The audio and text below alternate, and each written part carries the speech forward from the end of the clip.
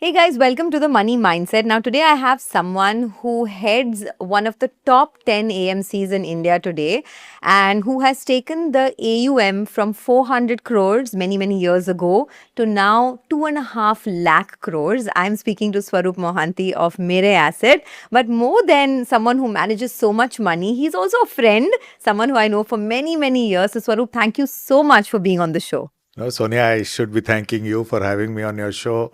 This short journey has been so spectacular. So always such a wonderful thing seeing you grow this way.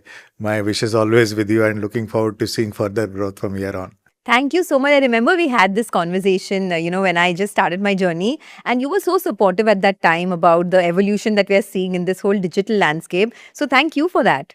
No, I mean, I was very simple. It's very simple. And I think I remember me telling you that if you can't do that, who will? I think you're absolutely tailor-made for this, if I can put it very mildly, and then see how it's unfolded. And today I'm telling you that it's just not even the foundation of what can happen. That's the scope of work in front of all of us. And it's up to us, actually. I mean, what we make of it. And I'm seeing that happening for you. I'm so happy for you. And you also had a spectacular journey. I've revisited your journey several times in different formats with you.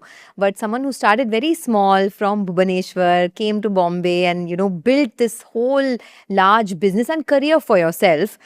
Today, sitting as someone who manages one of the top 10 AMCs in India, Mere Asset, and 2.5 lakh crores, a little more than that in terms of AUM. How has the journey been if you had to summarize it for us? Now, if you talk to me from my Bhubaneswar days, I would have said, somebody said I would be sitting here, I would have said that, "Aapke muh mein ghee shakkar, please I'll take you out for lunch or dinner." It's been a good run, to be very honest. But, when we started off, the country was kind of liberalizing. I am born to two science professors. I'm married to a PhD holder. So education was a big part of whoever I was. But somehow when the country was changing, we thought careers can be very different. So I started studying in commerce and one led to the other. But apart from everything, I remain very thankful for having worked in this line. I mean, let's face it, in this world when money is very difficult to trust people with. People trust us with their hard-earned money. So sitting on a fiduciary chair is something which was God sent probably, and I can never even thankful for that opportunity. And that opportunity comes with its own responsibility.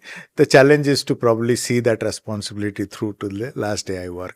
If I do that much, I'll be very happy. No. I mean, and I've known you for so many years, and hats off to you guys for managing money. It's really not an easy job.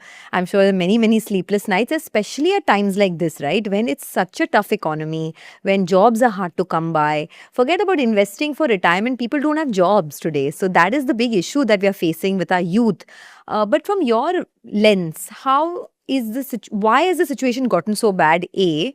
And how do you think a young investor or job seeker should approach the times now? See, Sonia, I think this is two-pronged. I mean, one is, of course, the situation is not what it should be, right? As we speak, the world has given its verdict on us. We are a country, according to the world, which lacks innovation. The AI landscape is, according to the world, we are missing that. That's a big part. The second part, obviously, is when you look at the broad country as such. Every country grows with what I call levels. We've skipped a level in our growth. We've gone directly to services, missing the entire manufacturing piece, which every other country has built, and hence jobs have been there. Now, when you look at services alone, it comes with a separate skill set. In the mid-90s or mid-80s, if you see, we identified tech very early.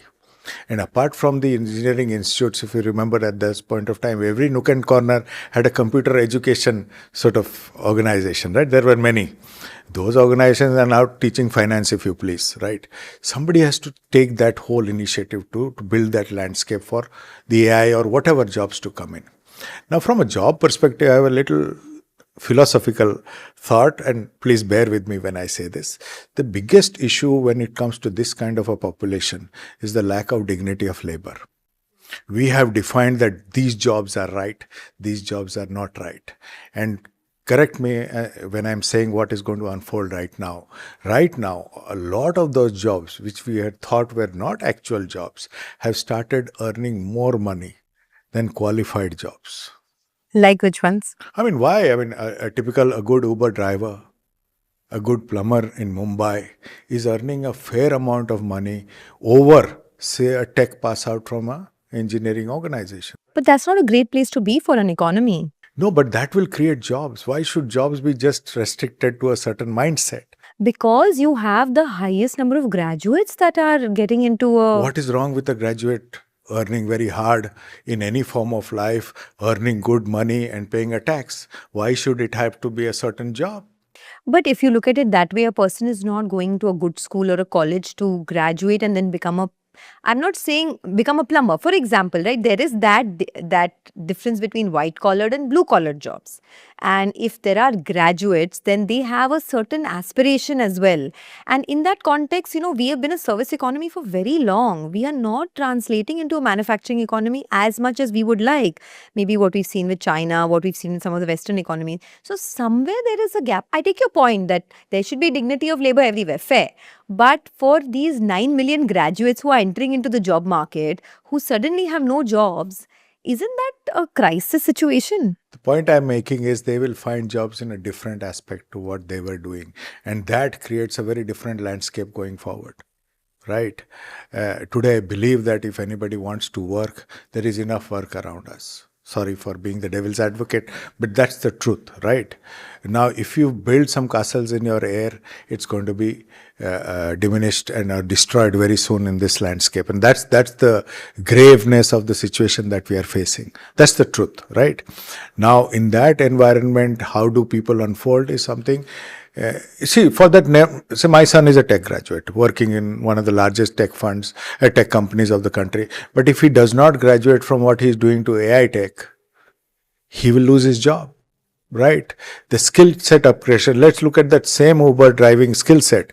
Earlier, any driver can come to Mumbai and work because Google Maps is helping. 10 years ago, you needed to know the gullies of Mumbai to drive. It's not required. For the same plumber, that plumbing is not just one tap. That thing that you have behind, which is the mixer, is more tech than anything. And that comes and adds to your phone now on the Google. So skill sets across jobs are changing. The problem is not jobs. Problem is this change of skill set which is hitting people. And unfortunately, our education system is not up there.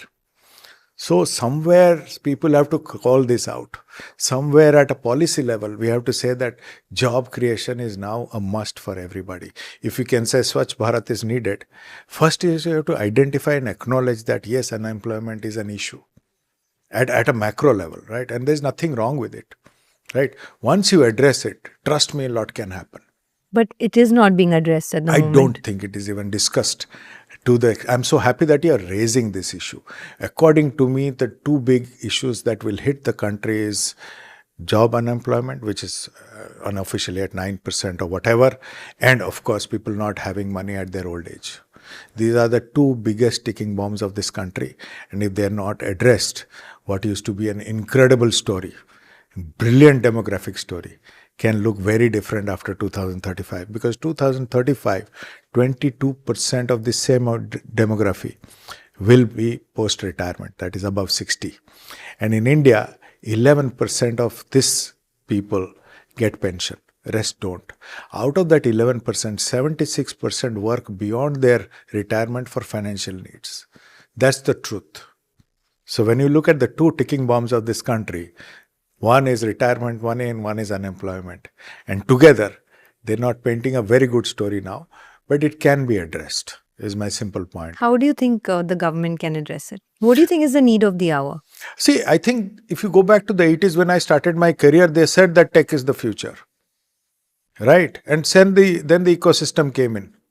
Right? Whether you were a commerce graduate or you were an engineering graduate, you had to learn a computer. At this moment, when globally, and correct me, you track the markets, the global markets are kind of rewarding unemployment. Any organization which comes and says, I've cut down jobs, the stock prices are growing. That's not the India problem, it's a global problem. Correct me if I'm wrong. That's the reality you are facing, right?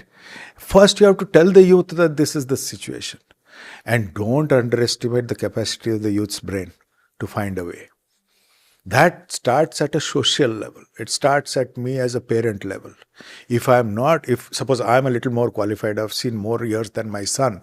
If I'm not telling my son, "Ki, son, this is what I feel, and maybe you should talk of these people," then I'm not doing justice to my son's future.